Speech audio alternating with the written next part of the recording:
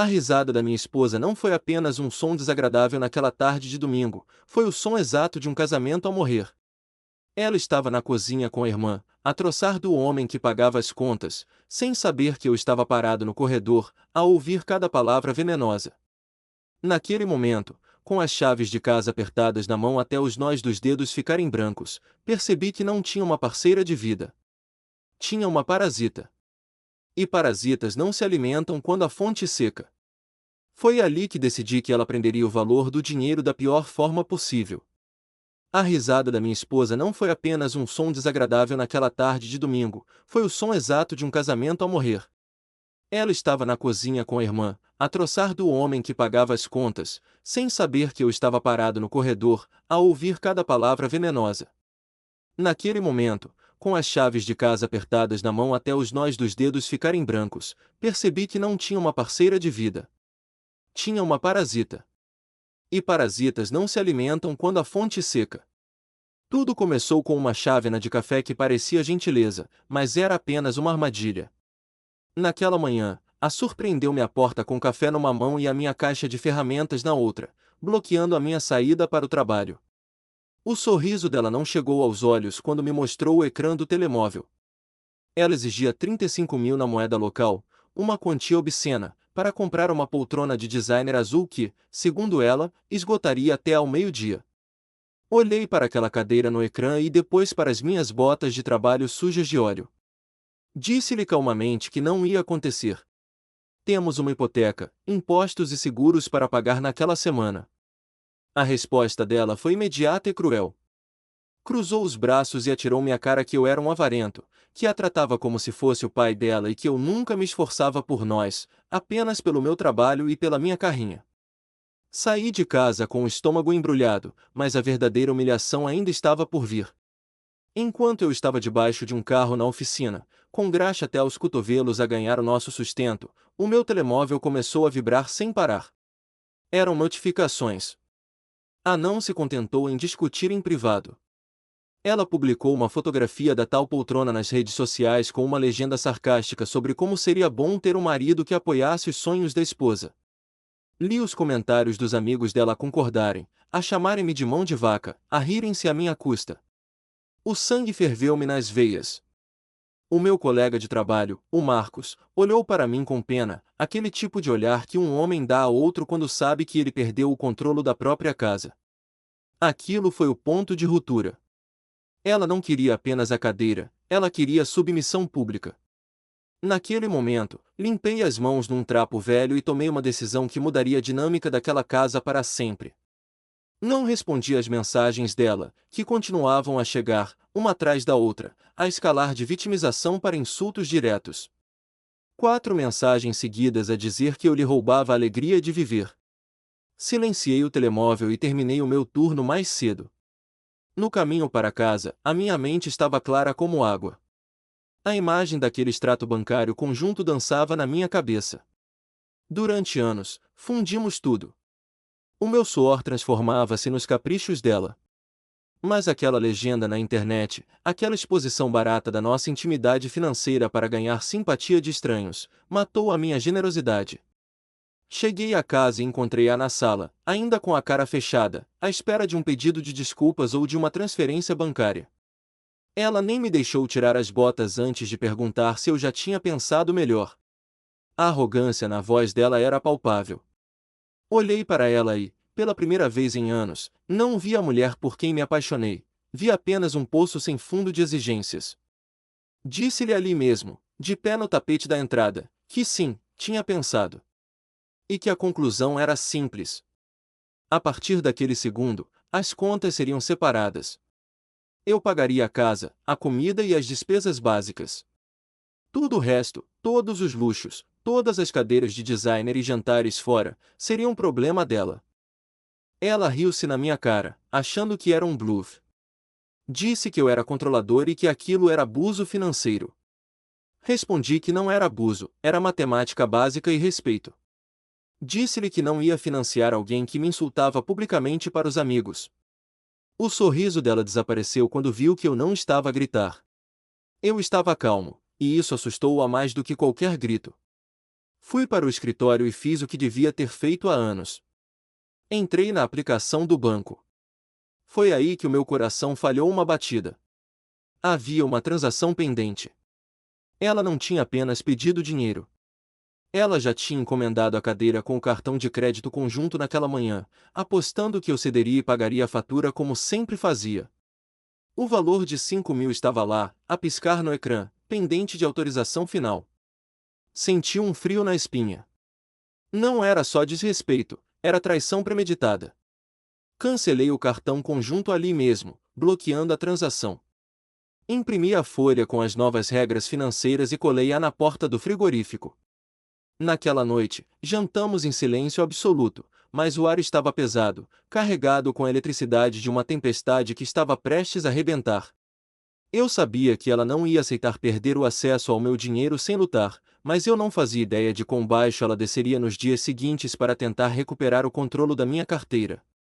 A semana que se seguiu à imposição das novas regras financeiras foi um verdadeiro campo de batalha psicológico, onde o silêncio era a arma principal.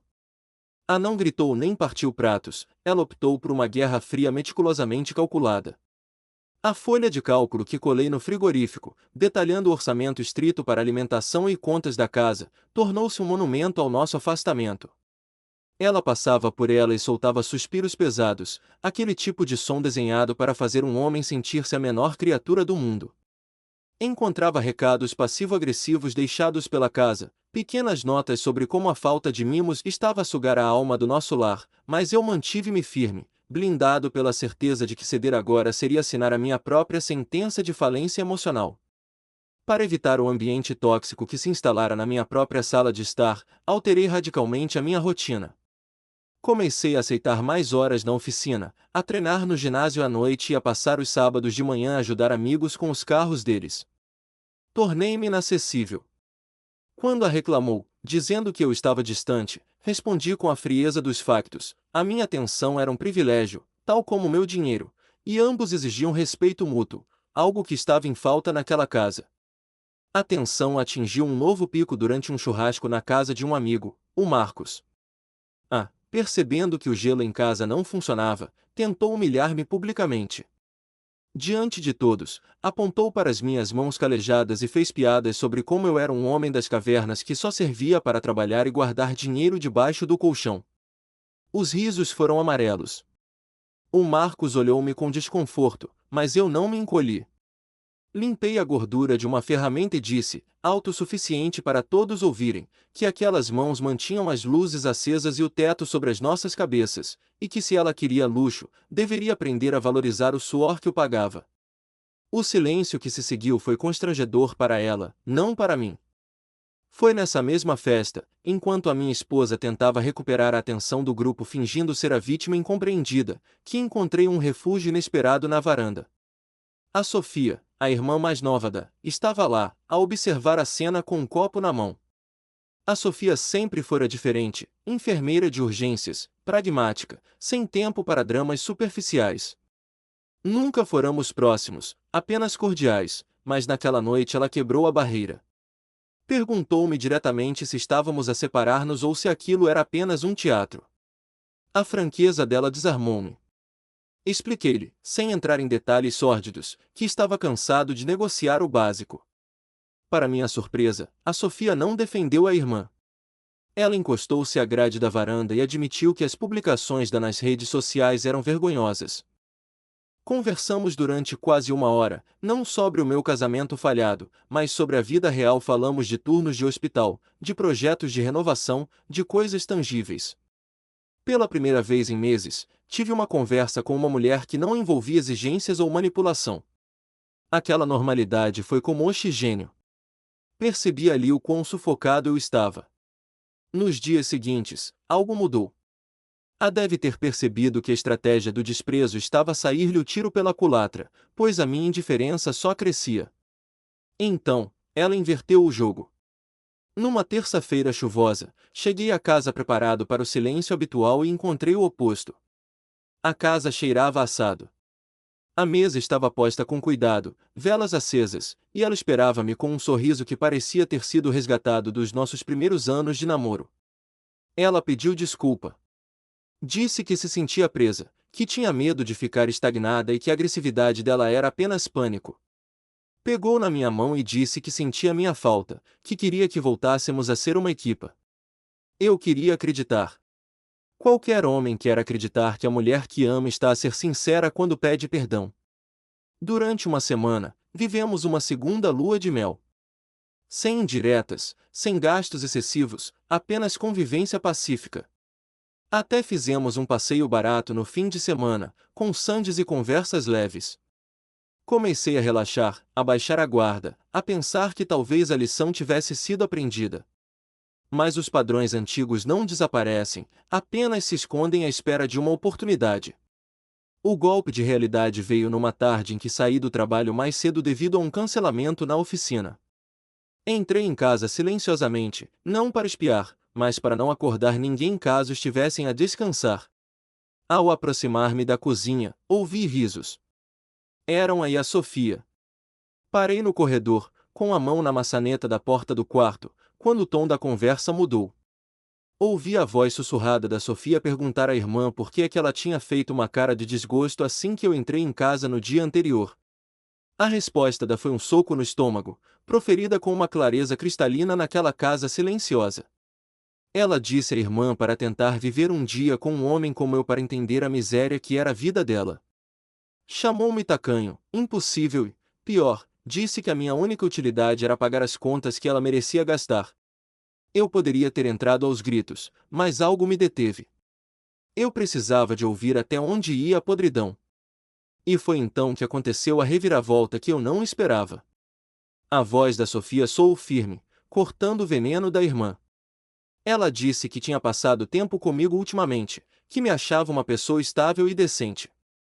E então, soltou a frase que mudaria tudo. Ela disse à própria irmã que achava que o problema do casamento não era eu, mas sim a própria. A explosão da minha esposa foi imediata. Ela começou a gritar, acusando a irmã de traição, perguntando como ela ousava defender o marido opressor. Aquele momento de clareza foi brutal. A máscara de esposa arrependida e carinhosa caiu instantaneamente, revelando o mesmo desprezo calculista de sempre.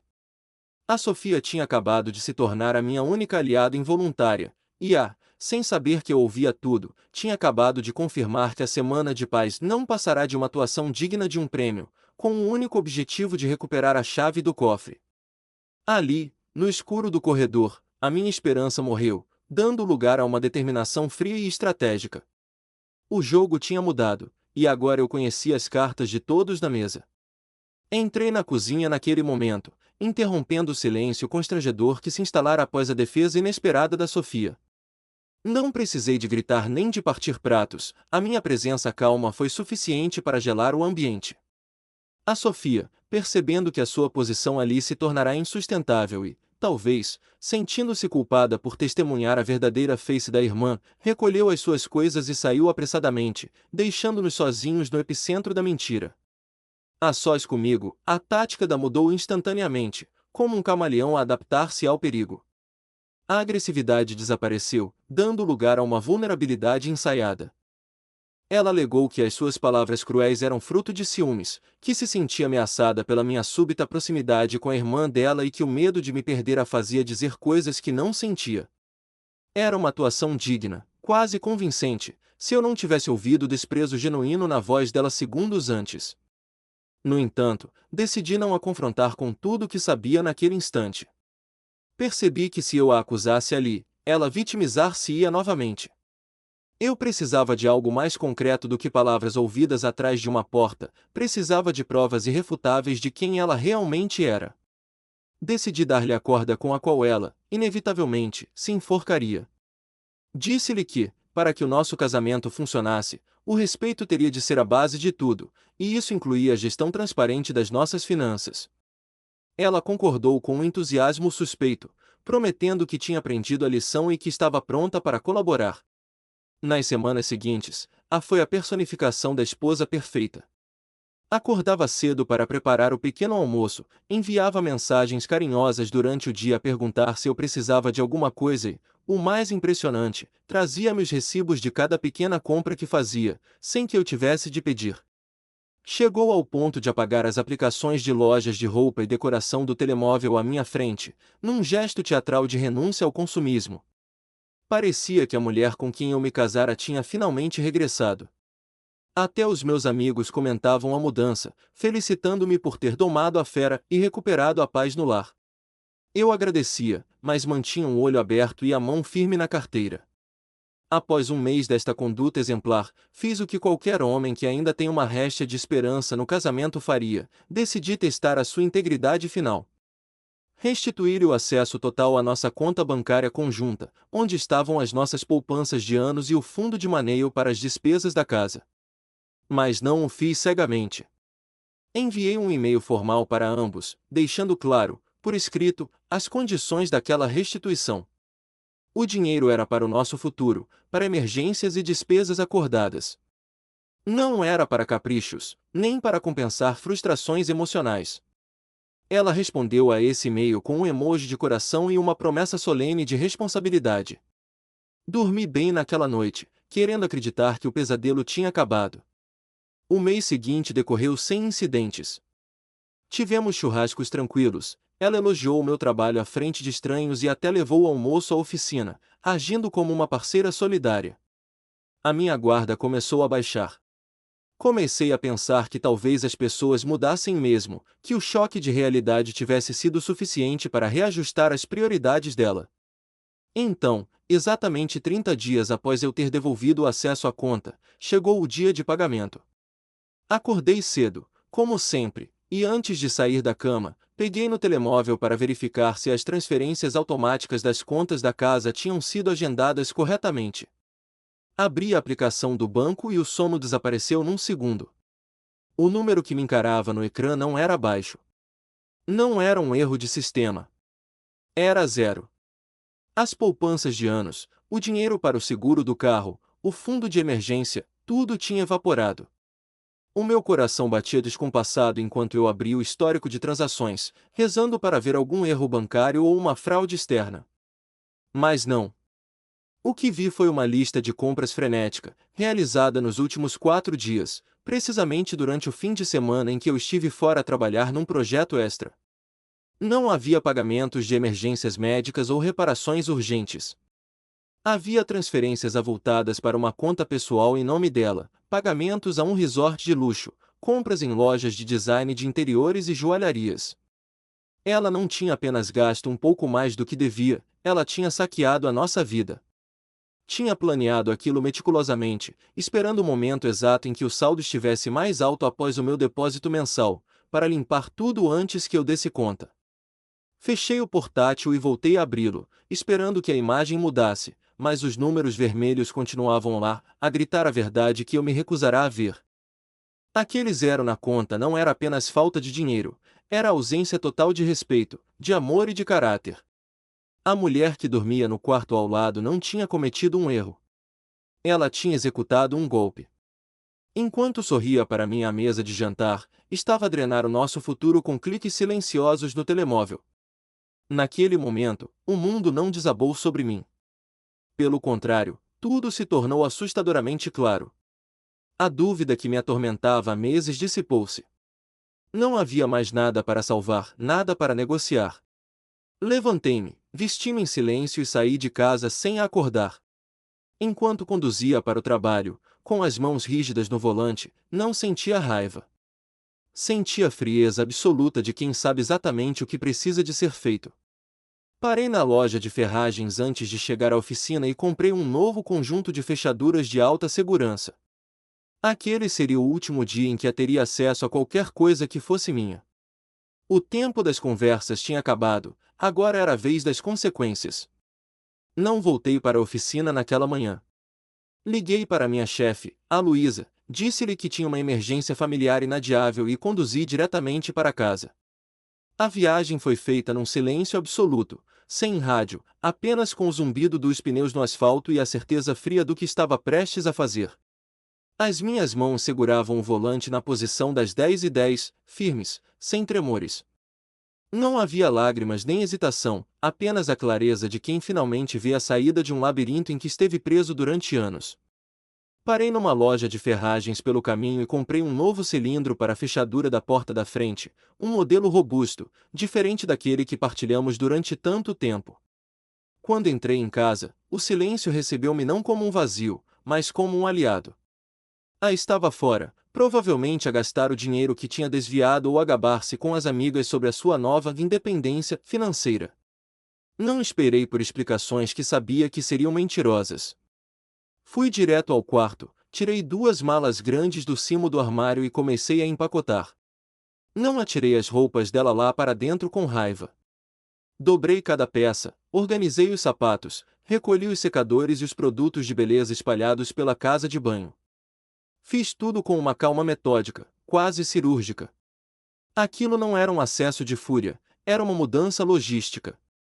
Coloquei as malas no alpendre, junto à porta de entrada, como se fossem encomendas à espera de recolha. Depois, peguei na caixa de ferramentas. Em menos de 20 minutos, o velho canhão da fechadura estava no lixo e o novo brilhava na porta, reluzente e impenetrável. Recolhi também o comando extra da garagem e guardei-o no bolso. Para finalizar a preparação, imprimi o extrato bancário com as provas do desfalque, agrafei as folhas e deixei-as sobre a mesa da entrada, ao lado da minha própria chave. Sentei-me na cozinha, no escuro, e esperei. 1 hora depois, ouvi o som familiar do carro dela estacionar. Passos leves no cimento, o tilintar das chaves da mala e, então, o som metálico da chave a tentar entrar na fechadura. Ela tentou uma vez. Tentou de novo, forçando, rodando a chave num buraco que já não a aceitava. Seguiram-se batidas impacientes na madeira e gritos abafados a exigir que eu abrisse a porta, presumindo que a fechadura estava apenas encravada. Caminhei até a entrada e abri a porta apenas o suficiente para me colocar na fenda, bloqueando a passagem com o meu corpo. A expressão dela mudou de irritação para choque quando viu as malas aos pés dela. Antes que ela pudesse formular a primeira acusação, perguntei-lhe calmamente onde estava o meu dinheiro. Ela estremeceu por uma fração de segundo, apanhada desprevenida, mas recuperou-se rapidamente com aquele sorriso desafiador que usava sempre que se sentia encurralada. Em vez de negar ou pedir desculpa, ela justificou-se. Disse que aquilo era parte dela, que merecia ter conforto e que o dinheiro não era apenas meu. Alegou que, por ser minha esposa, tinha direito a compensações pelo estilo de vida que eu lhe negava. Riu-se na minha cara, perguntando se eu estava realmente a fazer aquele teatro todo por causa de dinheiro. Chamando-me mais uma vez de mesquinho. Ela não via o roubo como um crime, mas como um direito adquirido. Para ela, o nosso casamento era uma conta bancária onde ela tinha crédito ilimitado. Não mordi o isco. Não gritei, não discuti os méritos da contribuição financeira dela, que era nula há meses por opção própria. Apenas apontei para as malas e disse-lhe, num tom de voz baixo para não alertar os vizinhos, que aquilo era tudo que ela levaria daquela casa. Disse-lhe que ela já tinha levado a parte que achava que lhe pertencia ao limpar a conta, e que não haveria mais nada. Informei-a de que, na manhã seguinte, o meu advogado daria entrada com os papéis do divórcio. Ela tentou rir-se novamente, dizendo em tom de gozo que logo veríamos quem ficava com o que, ameaçando com advogados e escândalos. Respondi-lhe apenas que a decisão já tinha sido tomada por ela no momento em que traiu a minha confiança pela segunda vez. Fechei a porta na cara dela, rodando a nova chave no trinco com um estalido definitivo. Ouvi-a gritar do lado de fora, insultar, bater na porta com força, mas eu já estava a caminhar para a cozinha. Sentei-me à mesa e notei que as minhas mãos tremiam ligeiramente. Não de medo, mas da descarga de adrenalina de quem acaba de cortar o próprio braço para se salvar de uma gangrena. A pasta com os extratos bancários estava à minha direita. Peguei no telemóvel e fiz 3 chamadas cruciais. A primeira foi para o banco, para reportar o uso indevido e congelar qualquer tentativa futura de crédito em meu nome. A segunda foi para um amigo serralheiro, pedindo-lhe que viesse trocar a fechadura da porta das traseiras, apenas por precaução, caso ela tivesse feito cópias escondidas. E a terceira, e mais importante, foi para um escritório de advogados para agendar uma consulta de urgência. A continuou a rondar a casa durante algum tempo, a enviar mensagens que iam de ameaças de destruição total a súplicas chorosas, mas o meu telemóvel já estava configurado para ignorar as notificações dela. Eu não estava a jogar, estava a proteger o que restava da minha dignidade. Naquela noite, sozinho na casa silenciosa, jantei uma refeição simples e senti uma paz estranha. A tempestade tinha passado. O que ficava agora era apenas a limpeza dos destroços, mas pela primeira vez em muito tempo, a casa parecia minha outra vez. Eu sabia que a batalha legal seria dura, que ela tentaria vitimizar-se diante de juízes e amigos, mas eu tinha os factos, os extratos e, acima de tudo, a consciência tranquila de quem deu todas as oportunidades antes de fechar a porta para sempre. Dormi 5 horas naquela primeira noite sozinho e acordei com a mesma clareza cristalina. No dia seguinte, reuni-me com o advogado, coloquei os extratos bancários impressos sobre a mesa de carvalho e recebi instruções simples: documentar tudo, não entrar em discussões emocionais e manter a distância. Não foi uma batalha legal dramática cheia de gritos em tribunal, foi um processo burocrático, frio e eficiente. O registro bancário destruiu qualquer argumento que ela pudesse tentar fabricar. Quando os advogados finalmente se sentaram para negociar, o resultado foi matematicamente implacável. A quantia avultada que ela tinha retirado naquelas transferências frenéticas foi considerada, legalmente, como a antecipação da parte dela na partilha de bens. Tentou argumentar, tentou fazer-se de vítima, alegando que eu a tinha empurrado para aquele comportamento, mas os números não mentem. Ela saiu do casamento exatamente com o que roubou, nem um cêntimo a mais. Aquele valor, que parecia uma fortuna quando ela o viu no ecrã do telemóvel, tornou-se minúsculo quando teve de cobrir rendas, depósitos e a vida real sem o meu salário a servir de rede de segurança. A casa ficou comigo, pois eu a tinha comprado antes do casamento e paguei a maior parte da hipoteca, um detalhe que ela convenientemente esqueceu durante os anos de conforto. Amanhã, depois de tudo ter sido finalizado e assinado, o meu telemóvel iluminou-se com o número dela. Deixei tocar durante um longo momento, observando o nome no ecrã como se fosse uma relíquia de uma vida passada. Atendi uma única vez, não para reatar, mas para encerrar o ciclo como deve ser. Do outro lado da linha, a voz dela estava diferente, quebrada. Ela começou a falar depressa, atropelando as palavras, dizendo que tinha cometido um erro terrível, que não tinha percebido o que estava a fazer e que estava a sofrer. Chegou a dizer que me amava e que venderia tudo o que comprou para devolver o dinheiro, se eu lhe desse mais uma oportunidade. Ouvia em silêncio, sentindo uma calma absoluta. Quando ela parou para respirar, respondi com a verdade nua e crua. Disse-lhe que ela não estava a sofrer por minha causa, mas sim por sentir falta de um estilo de vida que já não podia sustentar. Disse-lhe que podia guardar as promessas para outra pessoa, porque o que ela esvaziou nunca foi apenas uma conta bancária, foi o respeito. E ao contrário do dinheiro, o respeito, uma vez gasto até ao zero, não pode ser reposto. Desejei-lhe sorte e desliguei antes que ela pudesse responder. Bloqueei o número imediatamente a seguir. O silêncio que se seguiu naquela sala foi o som mais bonito que ouvi em anos. Quanto a Sofia, soube que foi promovida e mudou-se para outra parte da cidade. Trocamos mensagens polidas talvez uma vez por mês, atualizações breves e sem compromisso. Ela está bem, a viver a vida dela com a mesma honestidade que mostrou naquela tarde na cozinha. Nunca mais falamos sobre o incidente. Não é necessário, ambos sabemos que a verdade dita naquele dia foi o catalisador que me salvou. Hoje, a minha casa é um santuário de paz. É minha em todos os sentidos da palavra.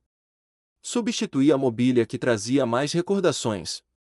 No lugar daquela poltrona que iniciou a guerra, coloquei uma cadeira simples, sólida e confortável, comprada com o meu dinheiro, sem dívidas e sem discussões. A conta poupança está a ser reconstruída, não como uma corrida de velocidade, mas como uma subida constante e segura. Alterno os meus fins de semana entre o ginásio, a oficina e um local de pesca a 1 hora daqui, onde ninguém sabe quem sou nem se importa com o meu saldo bancário. Comprei um carro antigo em segunda mão para restaurar nos tempos livres, não porque precisasse de impressionar vizinhos ou seguidores nas redes sociais, mas porque me dá prazer sujar as mãos de óleo no meu próprio tempo. Os meus amigos vêm cá aos sábados de manhã, trocamos ferramentas e histórias, e rimos sem medo de sermos julgados ou interrompidos por exigências absurdas. De vez em quando, ouço falar da minha ex-mulher através de conhecidos comuns. As grandes compras que ela fez não transformaram a vida dela em algo mágico. O dinheiro acabou rápido. Agora, ela aluga um apartamento pequeno e publica citações online sobre aprender com os erros e a injustiça da vida. Sei que ela ficará bem, ela é uma mulher capaz quando decide sê-lo, mas já não toma decisões com os meus bens, a minha atenção ou a minha paz de espírito.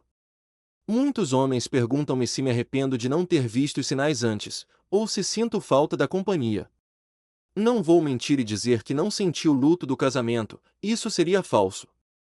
Mas os sentimentos seguem os factos, e não o contrário.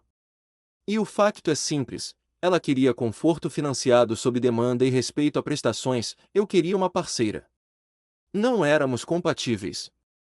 Esta história termina não com um grande discurso dramático, mas com a tranquilidade de uma chave a rodar numa fechadura segura. Aprendi da forma mais dura, mais definitiva, que o preço de permitir que te faltem ao respeito é sempre infinitamente maior do que o custo de te ires embora. Hoje, pago apenas as minhas próprias contas, e essa é a fatura mais barata e satisfatória que um homem pode ter. A casa está silenciosa, o café está quente, pela primeira vez, o futuro pertence-me inteiramente.